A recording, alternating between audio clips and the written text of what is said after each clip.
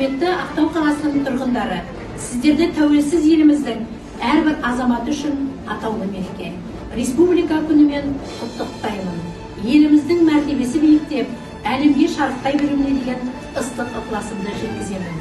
Еліміздің дәулеті, жеріміздің сәулеті жолындағы игілікті істеріңіз табысты болсын. Уважаемые жители нашего города Актау, поздравляю вас с Днем Республики, особенным праздником для каждого гражданина Казахстана. В этот торжественный день желаю всем вам здоровья и благополучия, счастья и успехов в работе и учебе.